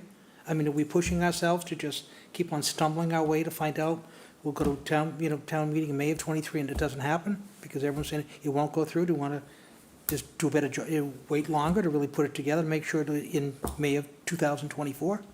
Because I think we're sort of feeling we got to get this through, you can't. I mean, it's like the We might residents. be- we might be able to. I think we would reevaluate that probably in November and December and see the progress I think that we're that's the point. making. That's what we have to measure. I mean, we Yeah. can't maneuver people. I mean, No. we have to really, they have to be, We won't. Catherine, they have to be comfortable with this, And you're right, Yeah. this has to be done. They have to be comfortable. Because we just can't get this, can't keep on pushing this down the road.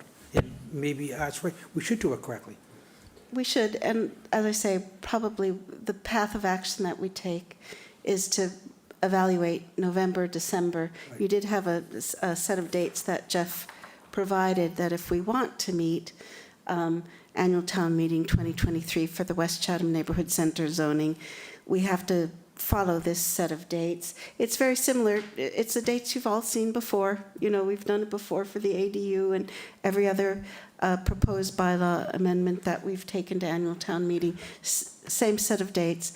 And usually, same circumstance, around November, December, we take a step back and we evaluate, are we far enough along with this? Have we brought it before the community enough? Do we feel there's enough community support and that we've built enough consensus that we can reasonably take it to that annual town meeting? And if we don't feel that, then we would extend the time. So I think we just, we want to move forward, and then we'll certainly I guess all I'm saying is I reevaluate. don't think we should feel the pressure of this Yeah. being in May of '23, if that's the case. Because I think we've, put too much time and effort into this, just decide to I don't want to lose another year. I mean, really, or if we Yeah. do it, just sort of, move on to something else and come back to it. At least, I just don't think would be ready. If I could just make a comment, I think what we're coming face to face here with, there's a certain way that zoning is done that's technically correct, that's technically better. And in this case, fortunately or unfortunately, it's because of the situation that we have a runway protection zone that coincides with the West Chatham Neighborhood Center. There's a conflict, and there's also great controversy in the community about this particular issue. So we're trying to kind of jump through hoops to make it work so that we don't get lost in the controversy and use up a lot of time that we could move forward. But nevertheless, I think it wouldn't make sense. I'm going to support Katie and our professional staff that it doesn't make sense to adopt zoning practices that are less than appropriate. And although it has an attraction, the cookie cutter approach has an attraction, I understand that from a zoning perspective, it has a lot of problems associated with it, issues associated with it. I think Katie's suggestion that we take a second look at the whole issue and the boundaries and come back to the next meeting with a suggestion for how the boundaries could work out with greater clarification about what happens on split lots, that might make sense. Jeff, did you have something you wanted to mention? Yes, Madam Chair, thank you. I think you all articulated the pros and cons of the three options that were laid out well. They all have their challenges. The one option number 2, that wasn't discussed as much would be the option, just to kind of revisit it, where we create that zone C. Yeah. And within Zone C of the West Chatham Neighborhood District, you would adopt use and use restrictions and design guidelines that would be in keeping with the goals and purpose of the RPZ. So that would be respectful of, so the protective mechanisms you want to put in place. It would presumably be parallel to whatever happens with the RPZ down the road. But if the RPZ doesn't happen, for whatever reason, you would still rest assured that you've accomplished the objective of creating what you want within that zone. And that would be a way to, in my mind, to move forward on everything in the short term, not be dependent on, having a hole in the middle of your district in case the RPZ doesn't pass. Okay. It's complicated in its own way, but I'm thinking that might be a good option given the concerns that you all expressed. It might be more workable at this time, I think Right. is what I hear you saying. Yeah, essentially. So maybe we can take a I will second look point at out, it also will have split properties and split houses. So you do have to answer that. But I think you're right, that that takes out the airport runway zone from the whole West Chatham and makes them totally separate decisions for the town. And I Yeah. like that, but it does still have your split. Unless we define Zone C in the similar manner as the Cape Cod Commission defined, I believe they did this, Zone A1 and A2. They designed it according to lot lines. They defined those zones according to lot lines, Zone A1, A2, and B. And so maybe we also would take Zone C and define it according to lot lines in the similar manner. Yes, Katie? So instead of the traditional runway protection zone trapezoid, it would encompass the entirety of the lots that it touches? Is that what you're saying? Because I don't think we want to do that from the perspective of there's, areas where it touches where it may not, It's just a minuscule. Right, portion. exactly. I don't think that we would want necessarily to do that. I think what we should do is see how the split lot provision could be utilized, and then perhaps we need to then take into account, we can take that into account as we move forward with Okay, something like this. That sounds good. Madam Chairman, Yes, so maybe revisit our second option, yes, and look at that. And then I do want to get back to those other lots on the north, but I think Warren had a comment. Yeah, I wanted to say, as you're looking at that, try and consider what the impacts would be for the north RPZ and the buildings that are there and lots and things like that. And should they be treated differently than from the southern RPZ, or should it be consistent? But I wanted to ask a rookie question, even though I'm not technically a rookie anymore. It has always been my understanding, and I know I have read, that there are restrictions extant as we sit here with respect to developments in the RPZ. We have had development in the RPZ. Not quite sure how that happened, given that we had regulations, bylaws, and not sure policies, whatever the right word is, that limited or restricted it. But is there, the question I guess I have today is, are there no existing restrictions on further development in the RPZ that would remain if we were to pass a zoning bylaw for the West Chatham Neighborhood Center? Well, I'm going to just quickly answer, and I'll let Katie comment. As of today, my understanding is the RPZ has been in existence since 1952, which is when the FAA established runway protection zones. It is defined, as I understand it, according to certain technical, aeronautical criteria.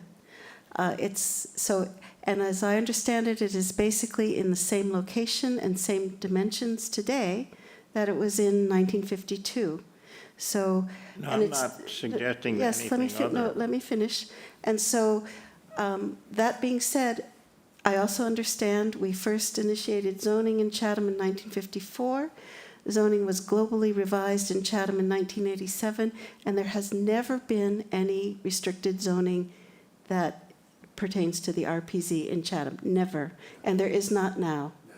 Not now either. So there is no That's restriction. helpful to have Yeah. clarified. Yeah, it is zoned, it's zoned GB3 at the southwest end, and in the northeast end, it's residential zoning. So is that correct? Is it best? Yes, Madam Chair. Okay, great. Okay, great. So Arthur, Thank you. I think option 2 help us get to your goal as well as what we're trying to achieve here. So I like, and what my concerns were, if we look at that area and define, let's define what that area means, and let's deal with the whole split lot piece. But once we get through that part, I think the rest of it says, well, it's still going to fall in the West Chatham Neighborhood Center. It's just that you do this in A1, you can do this in A2, you can do this in C. I think, and whether the RPZ bylaw passes or not, we're good. yes. And we're going to be alone. Yeah. And I think that I'm more comfortable with that than anything else, because I hate to have both say that the only way we're going to get this is we have to do both at the same time, because I think we heard that from the public. I don't know that that is what the public will ever accept. So let's come up with a plan. Option 2 looks like a good one from the standpoint of dealing with the West Chatham Neighborhood Center. Let's get this going. If there's a struggle on the other piece, we're okay. We'll deal with the struggle, but we still can go ahead with this. Good, I yeah. I really like that as an approach. Good, okay. And Katie, you feel it's acceptable from the zoning perspective? Yes, I Yeah. do. Okay, Yes, good, definitely. good. So some more work will be done on option 2 by Jeff and Katie. And then when we next talk, we'll have, a little more clarification on what that would entail. So let's move, and I don't think we need to vote on this. I think in general, the board agrees with this approach. Great, all right. So I want to just continue the discussion of boundaries, if we could, to consider the other lots to the north and to the east of Ocean State Job Lot. And maybe Katie can show those with the arrow. And we want to consider if we do want to add these in to the West Chatham Neighborhood Center, I also want to ask Jeff to give voice to some environmental concerns regarding development too close to the pond, but that also fits nicely with this idea of allowing for some kind of cluster housing in those areas that we might even specify in the West Chatham zoning, especially for those lots, to allow for the open space to the north. But Jeff, please give us your thoughts on this. Okay, thank you, Madam Chair. Sure. We discussed amongst ourselves earlier in various meetings, various ways to look at this, as you all have. And Catherine is talking about, this area here and potentially adding it to the West Chatham neighborhood district. And so the exact boundaries of that area are up for discussion, obviously. When we discussed it, we discussed following all the lot lines here right around the pond and coming up over to this road and, meeting this corner here. And then we threw around some other alternatives about how far up the road we should go, whether or not we should go west or east of the road. And I think the latest concept we had was to come around with the district boundary here, to carry it from this point across, And up and over right through here. Yeah. Is that more or less what we discussed? yeah, except I think we did want to include those two buildings to the Oh, right here. east of Weldon Way. These two. Yeah. That's correct. So I think, and perhaps, Katie can draw this so that it's not a moving dot on the plan, but the idea was to come up here, capture these two buildings, come across here, and then go straight up like she's drawn Yeah. there.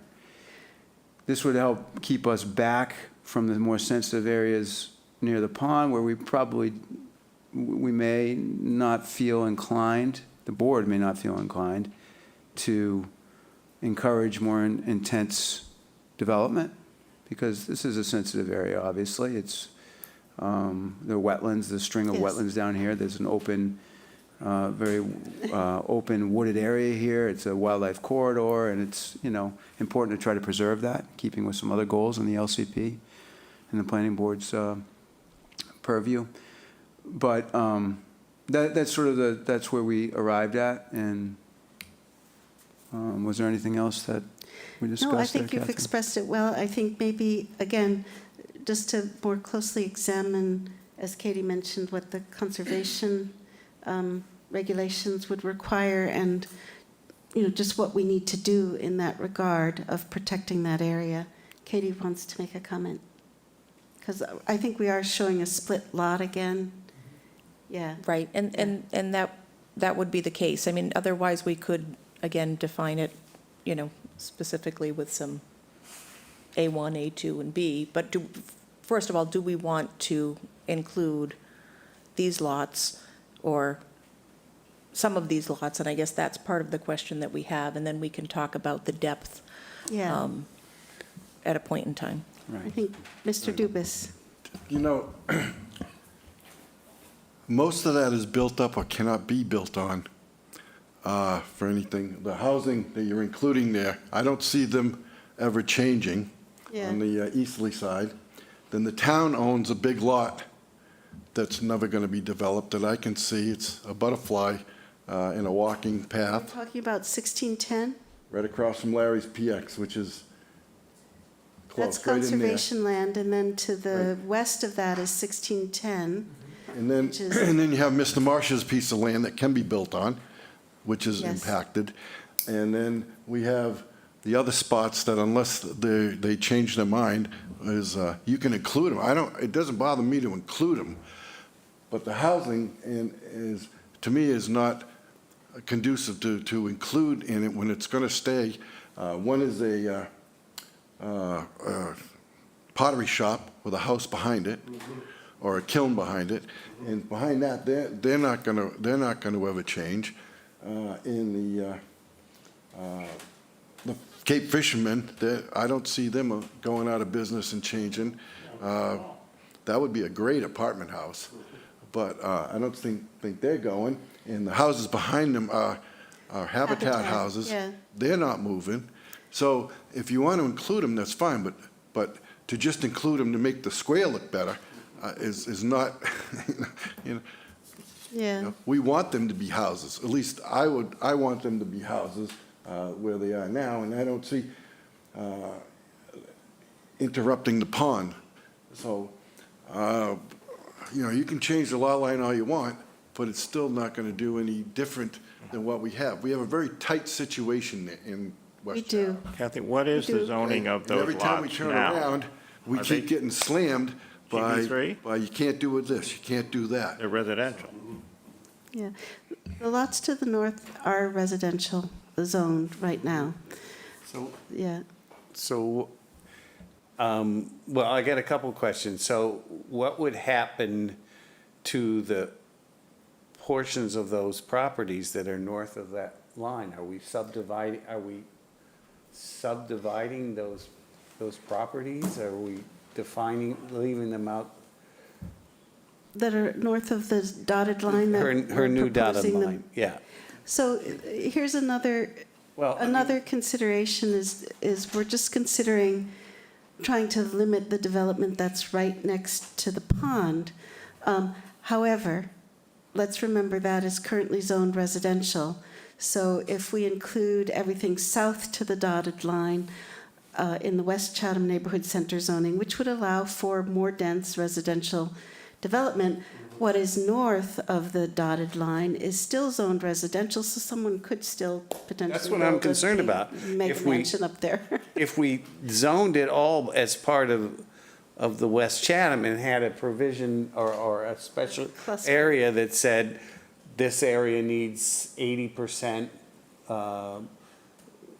conservation to be built on, it would protect it completely. Better, yeah. And we have much more capability of encouraging a cluster down to the south of each of those Yeah. properties. And I'm sure you know this neighborhood better than me, Bob, but I don't know that there isn't somebody that's willing to give them enough money to take those little houses out and put a nice, development in there. It's happening everywhere else in the world. So I wouldn't say they're permanently, Right. those small houses. So I think we should do as best we can to include as much area as we can into this, because eventually that's what we really want to cluster. Good, yeah. I think Katie wanted to make a comment. Wait a minute, the ones you're looking at are multifamily homes Yeah. Good, already. good. So then they belong here. They belong in the I told zone. you, it doesn't matter, but they're not useful in the calculation that we want more stuff. It's already, But Bob, let's just remember that we're talking about zoning, so we're talking about potential redevelopment 50, 100 years from now, 20 years from now. And I think it does make sense, even if they are already multifamily, it makes sense to include them so that future redevelopment, they will be, encouraged and allow, again, to be developed as multifamily or units. So I would just say it does make sense that's to okay, include but they're them. already grandfathered in, so if they're gonna tear them down and rehab them, they're gonna tear them down and rehab them. They're already done. They're already done. Does it do any harm to include Yeah, them? but with I- West Chatham neighborhoods, if you look at it from the perspective of the density that we're offering in here, they could redevelop those, even keep some of them and redevelop them and create more units more, per structure. That is done all the time, I'm building it, it's like building another room on your house. I'm People do it not- all the time. I'm arguing to get the answer. I'm not arguing against it. I'm arguing to get the answer so people can understand, that are watching and understand what's going on. Yeah. I agree with what you're saying, Okay. I like it. but I'm just playing the devil's advocate on a little bit. I think Katie had a comment. Sure, I think we would certainly want to exclude the Habitat homes and keep those under the residential, and that's, sorry, mouse problems here. Sorry, right in this area here. Where my Where that, further down. yes, Yeah, I so see that it. would, but we can certainly go, like you said, Can I say, the only thing is, if you exclude those, it precludes the possibility of expanding that area in a way that would allow more multifamily there. So you make those single-family, it means everybody around them wouldn't have to be, also be single-family, and that, I don't, they're not, I agree, in this case, I agree with Bob. They're gonna stay, but if you exclude that whole corner, then anything above it is gonna only be single-family. And yet logically, including that into to West Chatham, make, those 5 homes Will always would be make there. sense. They're To have them kinda part of West, segregated in their part of own the West self. Chatham Can't community. expand them. So, is that- Include them, is there any- just to include them so that around them could, and they can't build around them too close because it's all wetland.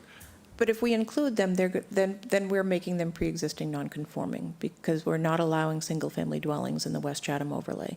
And so while you're, That might be. We already have plenty of them. Plenty of those. I understand, I'm trying to, just thinking of those properties further north on Weldon Way and the Habitat homes, it would make You sense. do know that the Habitat houses are as close to that pond as you can possibly get them. So we're looking at a big space thinking that it's a lot of land. It's very Right. short in actuality around the pond. well, why don't we, Why don't we work on this a little more later? yeah, I think we've proposed that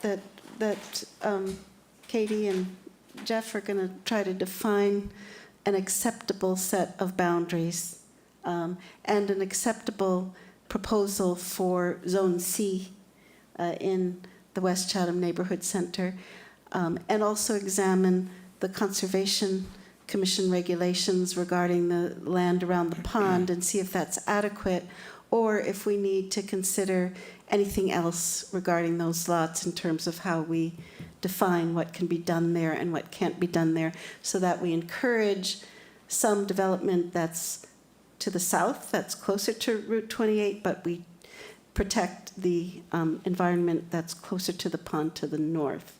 So does that sound like a good plan of action? So we're including the properties on both sides of Weldon Way. Is that, Well, I'm going to suggest that we do include the properties to the east of Weldon Way, because they were multifamily housing, previously, and could be redeveloped in that way, potentially. Maybe not now. I think current ownership might not want that, but, potentially in the future, that could be something. Can I ask Yes. a question related to that? Why would you, if you own the property, why wouldn't you want it to become part of this that allows multifamily? You're grandfathered in if you decide for the next 40 years you just want it to be single-family. You would, fine, but when you sell it when your grandchildren sell it or whatever they're going to do, it's got to be worth more as a part of the West Chatham neighborhood that does a single family. So I'm not sure the concern should be the properties we're including concern, but if I lived next door and I was excluded from that and I had to have people next to me that were able to build multifamily, that's where I think the issue becomes as to how far we can push this, is where do the neighbors who are not included in this, where is there a logical place to stop doing that?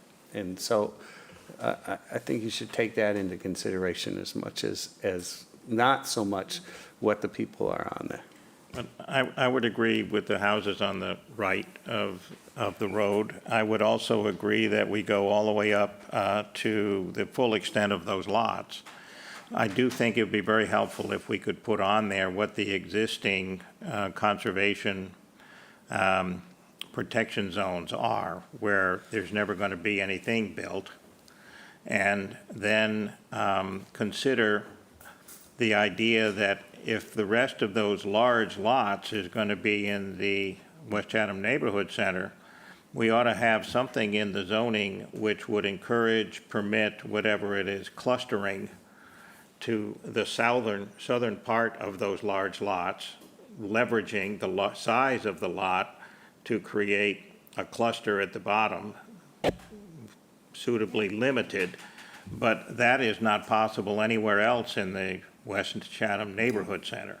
So this is the logical place to try and encourage, permit, incentivize clustering to preserve open space as well. So I think what I'm hearing and seeing up here now just makes me more in favor of including all of those properties in the West Chatham Neighborhood Center. It's an obviously beneficial move on the part for the town. Okay, good. I think Jeff had a comment. Yes, thank you, Madam Chair. These are all great comments, and one option we discussed as well is if we do, follow the lot lines back here and include all of those lots all the way to the rear, is you could approach it with another conservation zone D. Yeah. You right. know, and so again, like we have zone C, there's slightly different use parameters within that conservation zone D. And the reason why I was, pretty intent on protecting more than I thought could be protected through normal conservation permitting alone is because, I can't speak for conservation, and I'm not attempting to do that here, but, typically, most conservation commissions will severely restrict any development within 50 feet of a resource area. And I'm just eyeballing what I think the scale is here, but I'm guessing it's about here. If this is a 40-foot right-of-way in the road, I'm guessing 50-foot lines around there. So you're unlikely to see development there, but anything outside of that, you could see a house. Well, you're really talking about 100 feet, pretty much. Well, 100 feet is their jurisdiction, but you see a lot of houses go within that 50 to 100-foot zone. All sorts of things go in that zone. It's just they get conditioned. Yeah, but it that still wouldn't gets built. necessarily be in our zoning for West Chatham Neighborhood Center. Right, right. I think what Jeff is Exactly. proposing is a zone, considering a zone D. That's know. right. So we have a zone And that C, zone and then D a would zone be- D would be the environmental That's zone. right, and be Yeah. defined by the line that Katie had drawn earlier, say. They'd be several hundred feet back from the resource. Yeah. And it would include, a lot of this, it's not a wetland resource, but it's very important wildlife habitat here. It's part of a corridor that comes through. So this area is all very valuable, and if that was protected, possibly they'd have greater intensity allowances on the front end of that. So, and just to speak to one other comment that was made, I do think there's merit in, not just because it's more of a rectangle, but there's merit in continuing the streetscape treatment all Yeah. along this way here. Not only parallel to the street, but in the way that it communicates across the street to the streetscape that will be down here. This is a relationship that's very important as well. So I think by carrying it down here, that's another good reason to do it, Good. if that makes sense. Yes, great, great. So I think we've come to some very good conclusions. Yeah, very good conclusions. Took a big bite. So I think next meeting, we'll have some further definition of the boundaries from Katie and Jeff. And so it's 7 o'clock. We could go on and discuss some of the zoning, or we could stop here. We've You done a do have lot to of hear good from the work, I public. think. Pardon me? We- Oh, yes, we still will. have to I'll hear from remember the that. public. So Yeah. I think So- we've done enough, Yeah. and if we let the public speak. And to it be will honest be- with you, I think what we Oh, we did have tonight was a huge accomplishment, because we do have a clear path forward now, a way to move forward, and a good definition of what we need to do next. And then we can also begin to look at the internal zoning for the West Chatham Neighborhood Center. So I think we made excellent progress. So before we adjourn, we do want to ask for public comment on any of the matters that we've discussed tonight. Yes. Please, and would you please give your name when you take the mic? Thank you.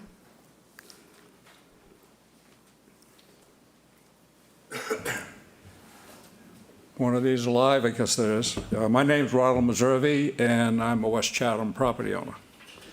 I just need some clarification.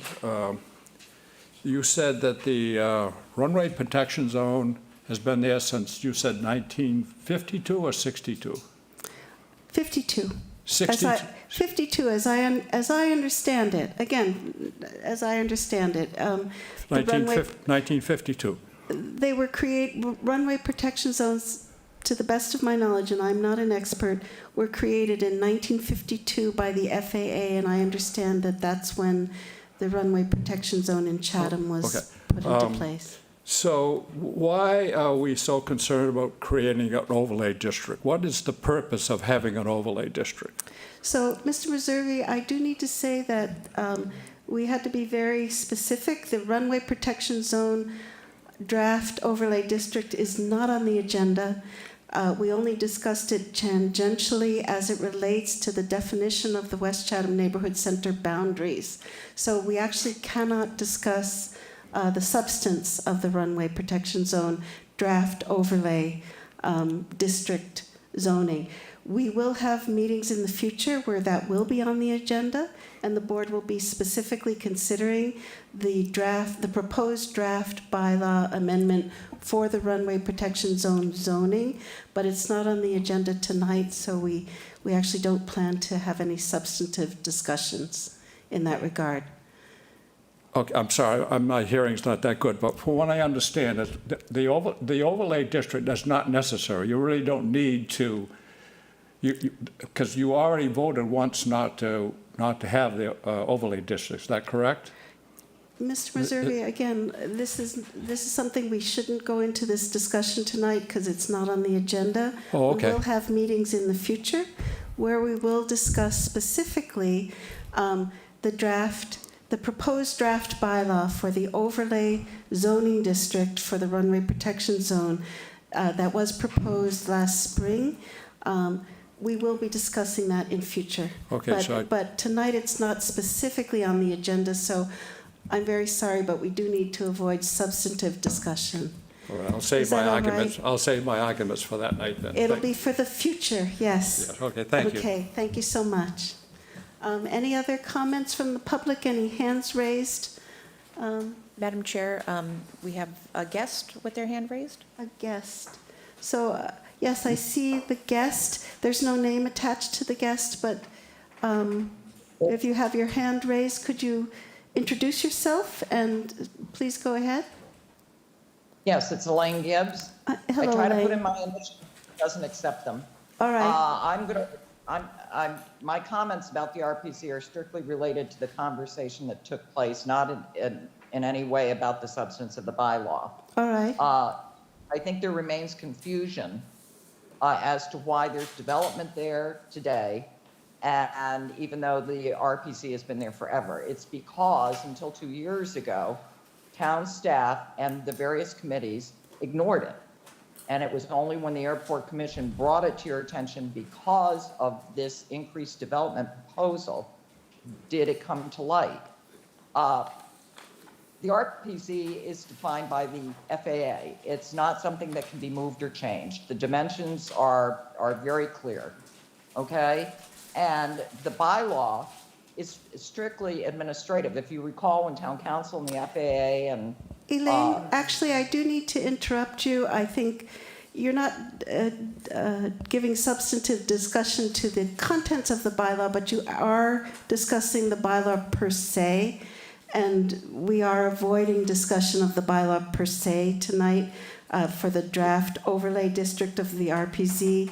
Our discussion was only in connection with the consideration of the West Chatham Neighborhood Center boundaries. So I do think we need to cut this short. My comments, you talked about the RPC for 45 minutes, and I'm saying there's a misunderstanding from on the board still that whether or not the bylaw changes, and I would urge you to really consider this, because if you want to get a bylaw in place by next year, you can't ignore the fact that the RPZ, whether or not the bylaw is passed by town meeting, it still exists and you can't develop there.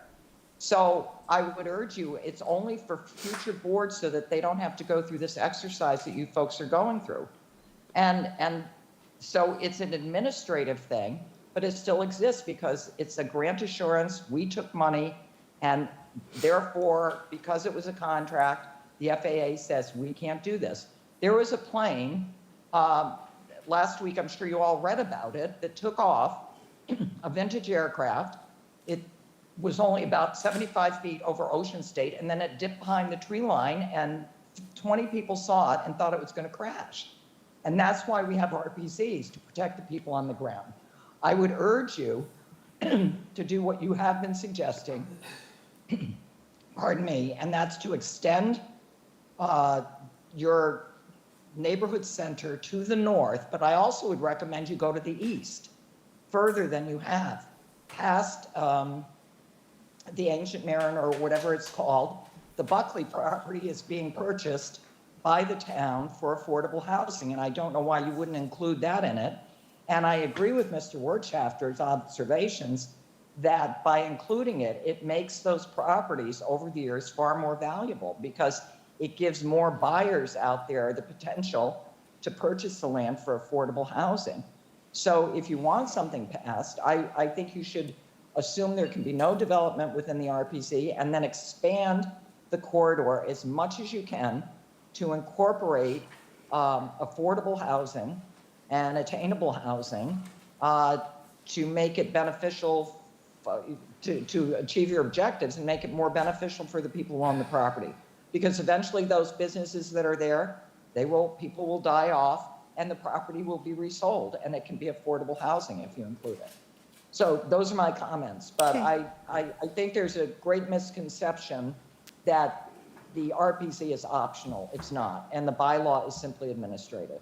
Thank you very much. Thanks, Elaine. We appreciate your comments. Any other comments from the public before we take a motion to adjourn the meeting? I don't see any hands raised. Great. So I think, is there a motion to adjourn the meeting? I move to adjourn the meeting. And may I have a second? I second that. All right, so we don't need to do a roll call vote. All in favor, say aye. Aye. Any opposed? Great. So let's note the time as 7:12.